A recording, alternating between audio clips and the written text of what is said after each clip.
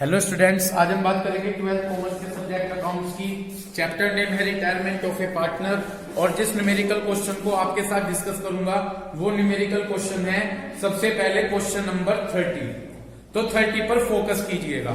ये बेसिकली इस बार का एक न्यू क्वेश्चन है, पहले क्वेश्चन नहीं था। और आपके याद होगा change in profit sharing ratio chapter में ये बताया था कि एक्यूमुलेटेड प्रॉफिट को एडजस्ट नहीं करना चाहते, सिंगल एंट्री करना चाहते हैं। उस तरह से ये वाला केस वो है।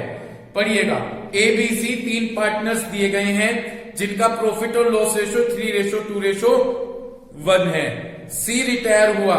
जब C रिटायर हो गया तो न्यू प्रॉफिट शेयरिंग रेशो कितना एग्री किया गया? New profit sharing ratio 3:1 agree किया गया है। दे आल्सो डिसाइड, पहले तो ABC का रेशो है 3:1, C रिटायर हुआ, न्यू प्रॉफिट शेयरिंग रेशो 3:1 है। उन्होंने डिसाइड किया कि ये जो एडजस्टमेंट है, they also decide to record the effect of the following without affecting their book value.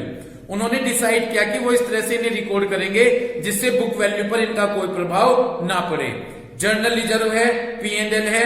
तुमने पूछा था फरहान ये केस अभी 2 दिन पहले कि ये क्या है, ठीक है। ये वही केस है जो मैंने आपको बताया था कि वो बता रहे हैं कि वो इस तरह से इन्हें रिकॉर्ड करेंगे ताकि बुक वैल्यू पर इनका कोई इफेक्ट ना पड़े। जैसे कि जर्नल रिजर्व किसका आइटम है?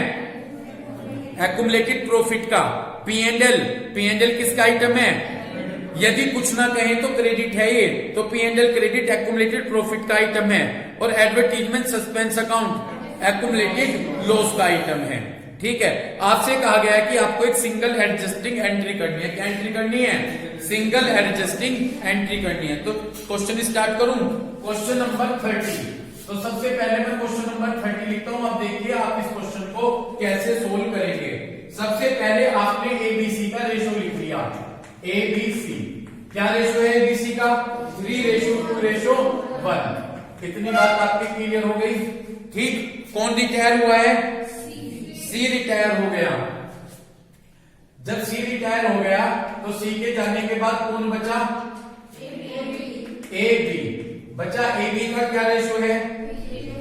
AB का रेशो है 3:1। इतनी बात आपकी क्लियर हो गई? ठीक।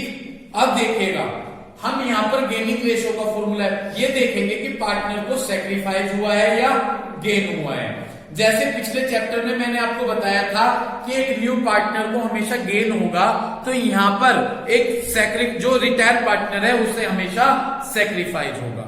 जो रिटायर पार्टनर होगा उसे क्या होगा? उसे सेक्रीफाइस होगा। अब मैंने गेनिंग रेशो का फॉर्मूला अप्लाई किया। जब मैं गेनिंग रेशो का फॉर्मूला अप्लाई करूंगा तो न्यू रेशो, A का न्यू रेशो 3/4। समझ में आ रही है बात? मैं देखना चाह रहा हूं कि पार्टनर को सेक्रीफाइस हुआ है या गेन।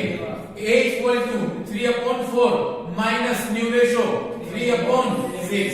यहां से मैंने एलसीएम ले लिया 24 को 4 से डिवाइड किया 6 की 3 में मल्टीप्लाई की 18।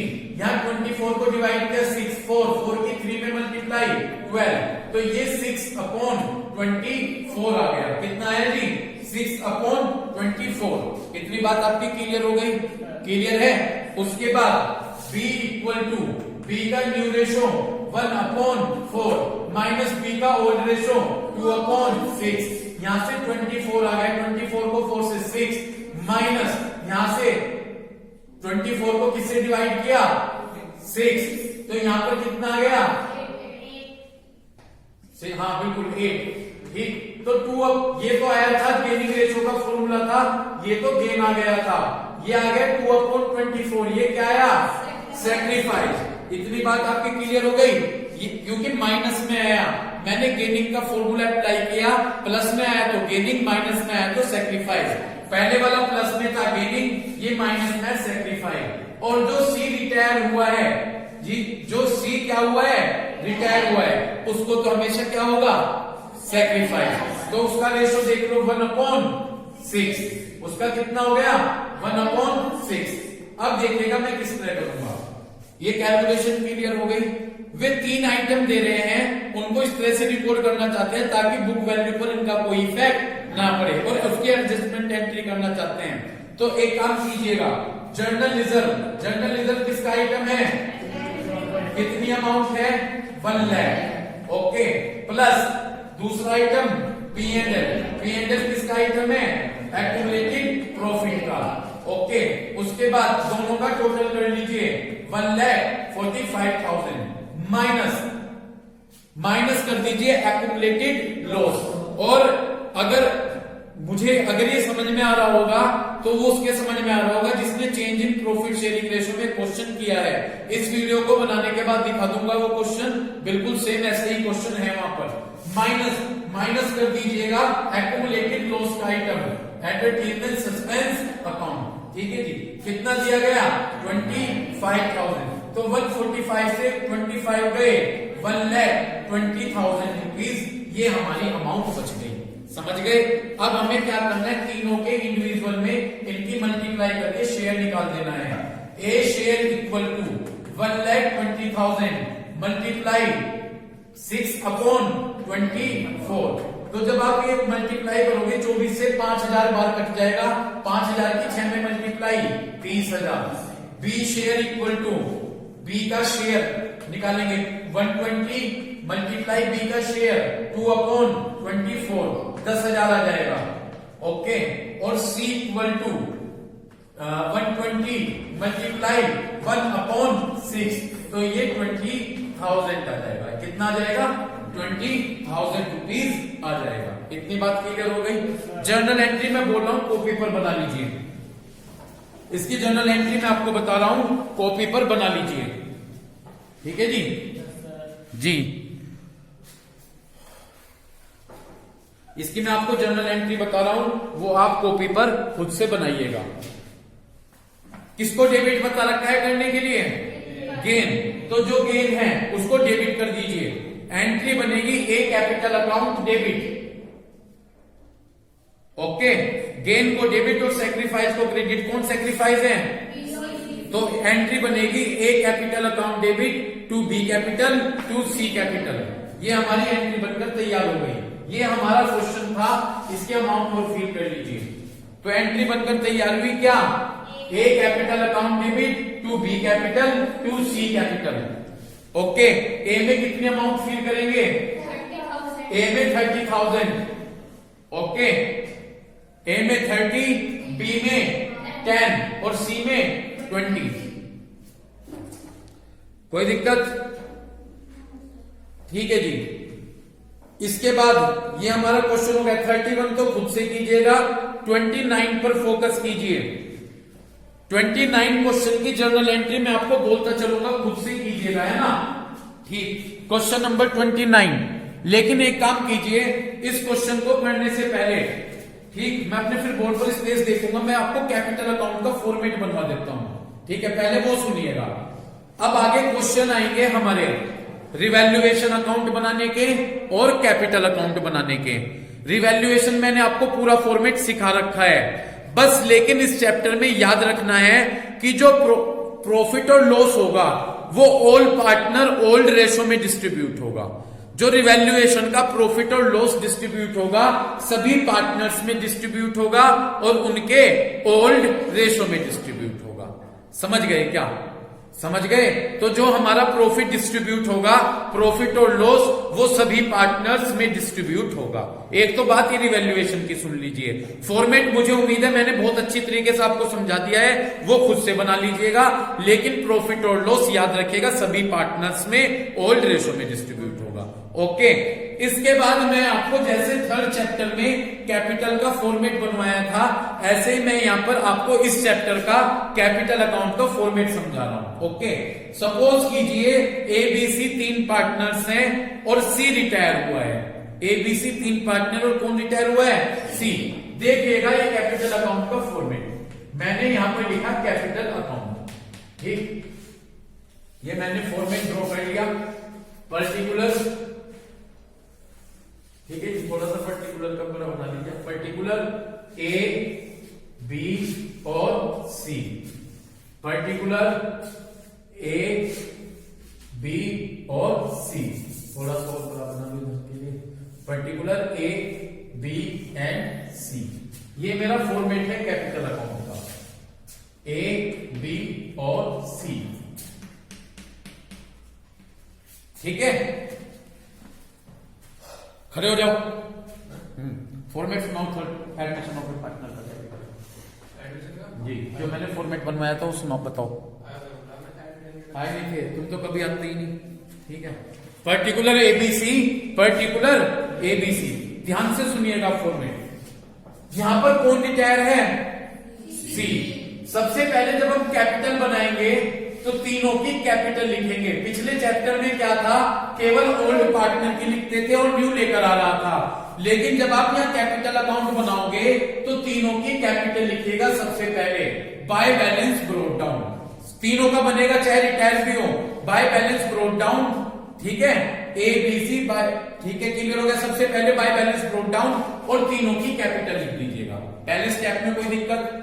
दूसरा स्टेप होगा रिवैल्यूएशन का प्रॉफिट या लॉस। रिवैल्यूएशन का प्रॉफिट होगा तो बाय साइड में लिख दीजिएगा, बाय रिवैल्यूएशन अकाउंट। ठीक है जी, ये क्या है? प्रॉफिट। इतनी बात आपके क्लियर हो गई?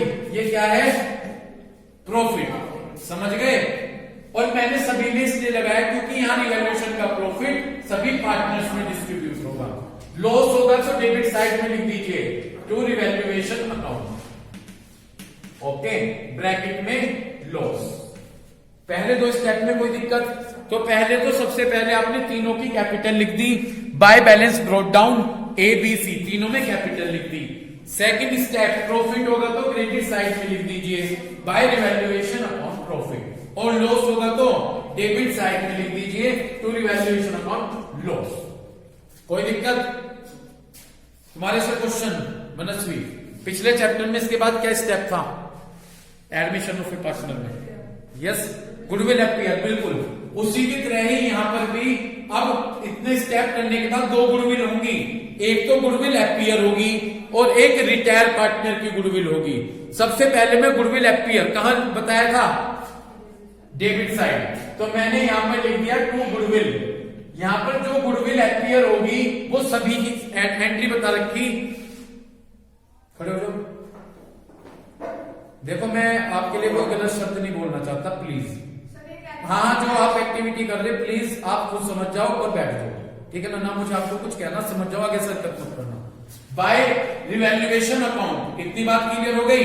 ये तो प्रॉफिट लिख दिया। गुडविल, दो तरह के गुडविल हैं, एक तो एफपीआर, मैंने लिख दी टू गुडविल। ठीक है, सभी पार्टनर्स में डिस्ट्रीब्यूट हो जाएगी ओल्ड रेशो में।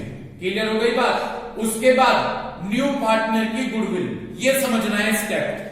न्यू पार्टनर की गुडविल की एंट्री बनती है क्या? याद है? Gaining partner debit to retire partner. अब एक बात याद कर लो, मैं सीधा सा समझा रहा आपको। ठीक, यदि रिटायर पार्टनर की गुडविल होगी तो कॉन्टिन्यू पार्टनर को इधर की साइड लिख दियो। हमेशा याद रखियो, कॉन्टिन्यू मान लीजिए ए और बी है, to A capital, by A capital by B capital. Okay, और जिस जो लिखोगे उससे दूसरे में अमाउंट भर दियो सी में। इतनी बात क्लियर होगी? ये मैं एंट्री की थ्रू ट्रांसफर कर रहा, यू मान लो लेजर की थ्रू ट्रांसफर कर रहा, यहां मैं सीधा आपको स्टेप बता रहा। इधर तो कॉन्टिन्यू पार्टनर लिख दियो और अमाउंट लिख दियो रिटायर में, और उधर रिटायर पार्टनर लिख दियो टू सी कैपिटल और अमाउंट लिख दियो कॉन्टिन्यू पार्टनर में। और रिटायर पार्टनर की गुडविल गेनिंग रेशो में डिस्ट्रीब्यूट होगा। किस रेशो में? बस यहीं तक था, तो आसान काम रह गया। समझ में आया? पहला स्टेप पहले तुम्हारे से नहीं पूछा, जब पूछा जब तो बताते नहीं। पहले step yes, by balance PT, उसमें किसकी कैपिटल? ओल्ड की। चलो ठीक है, आगे चलो। चलो ठीक है, फिर ठीक, रिटायर पार्टनर की गुडविल है। दोबारा से एक बार समझ लो, सबसे पहले सभी पार्टनर्स की कैपिटल लिख दीजिएगा, बाय बैलेंस ब्रोट डाउन ए की, बी की और सी की। उसके बाद क्या कीजिएगा? रिवैल्यूएशन का प्रॉफिट होगा बाय साइड में, लॉस होगा टू साइड में। उसके बाद दो गुडविल, एक एफपीआर इधर लिख दीजिए, टू गुडविल सभी पार्टनर्स में डिस्ट्रीब्यूट कर दीजिएगा। और रिटायर पार्टनर की एंट्री किस तरह करेंगे? इधर तो कॉन्टिन्यू पार्टनर लिख दीजिएगा और इधर retire partner, amount opposite side में, और गेनिंग रेशो में बटेगी। किस में बटेगी? बस जी। इसके बाद नेक्स्ट स्टेप एक्यूमुलेटेड प्रॉफिट। तो यहां पर लिखा मैंने बाय एपी लिख दिया, बाय एक्यूमुलेटेड प्रॉफिट। इधर एक्यूमुलेटेड लॉस, और बार बार नहीं बताता, हमेशा बता रखा एक्यूमुलेटेड और प्रॉफिट और लॉस जो ओल्ड रेशो में डिस्ट्रीब्यूट होते हैं। उधर एक्यूमुलेटेड प्रॉफिट, इधर एक्यूमुलेटेड लॉस।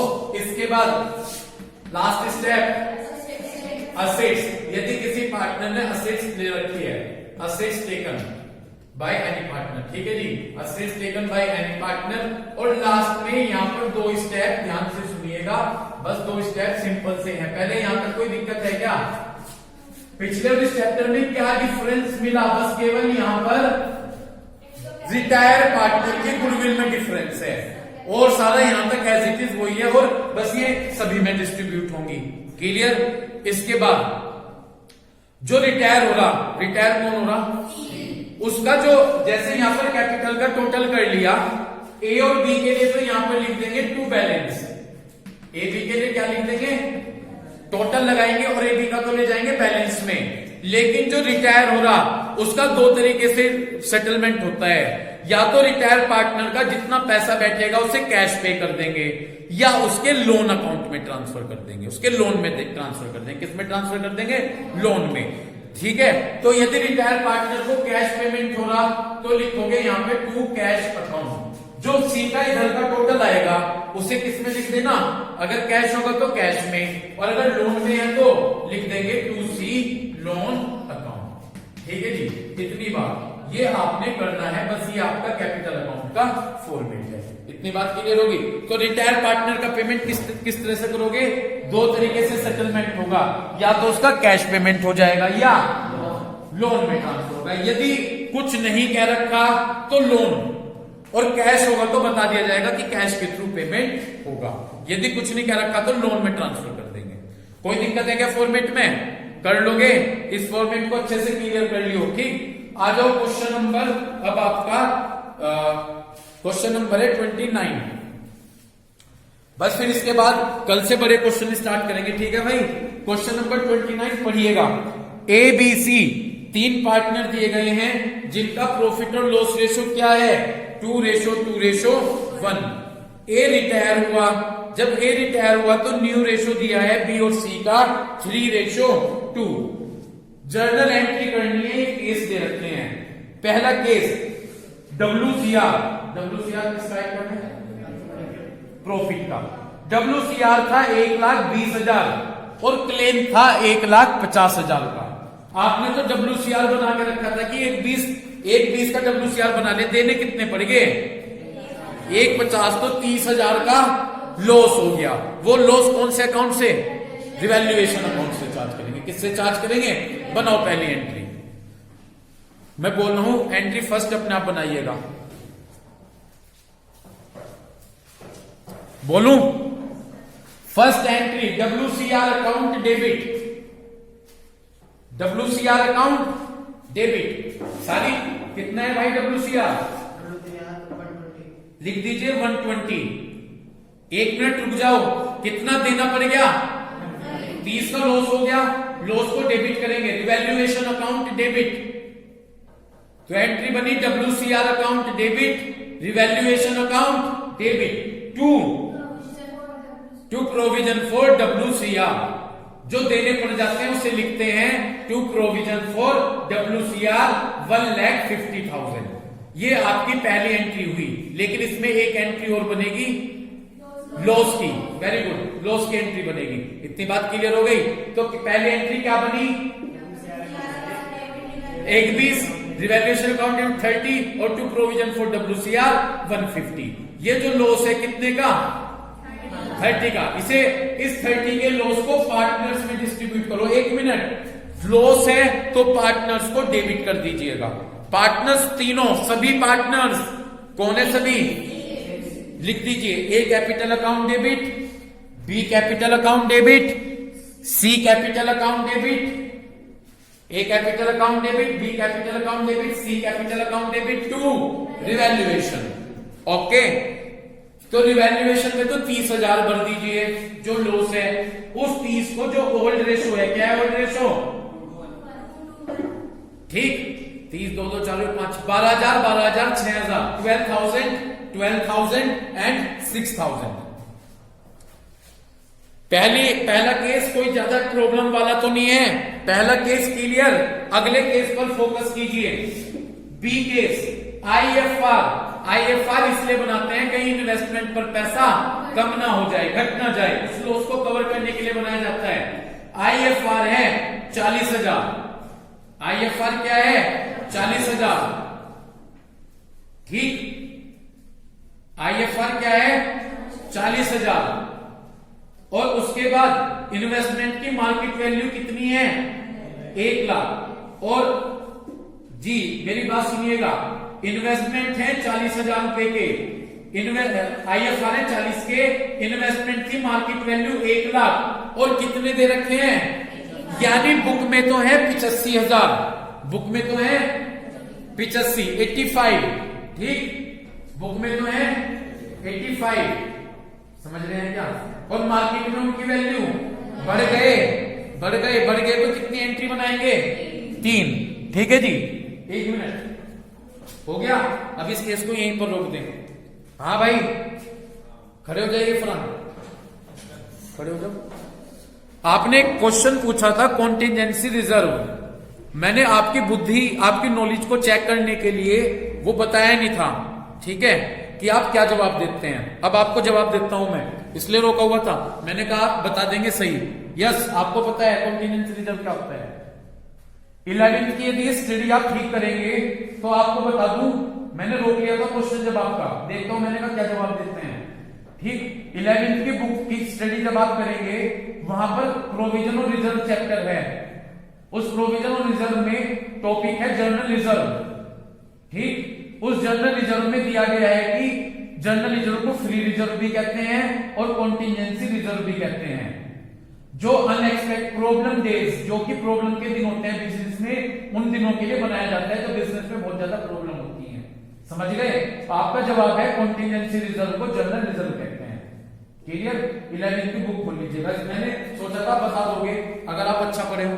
आप कहते हो ना कि आप सभी लोग अच्छा पढ़ते हैं, आपकी नॉलेज चेक की थी इसलिए रोक लिया था उस समय क्वेश्चन। जाकर देखना 11th की बुक में कॉन्टिजेंसी रिजर्व को क्या कहेंगे। ठीक, आप सभी की नॉलेज चेक कर रहा था कि कितनी नॉलेज आप लोगों को। क्लियर? अब आ जाइए अपने क्वेश्चन पे। आईएफआर कितना है? 40। इन्वेस्टमेंट के लिए बनाया गया, इन्वेस्टमेंट कितना? 85 तो बुक में वैल्यू है, मार्केट में 1 लाख बढ़ गए, बढ़ने पर कितनी एंट्री बताई थी? 3। बनाओ पहली, बनाओ entry first. IFR account debit to सभी पार्टनर्स, ऑल पार्टनर्स कौन है?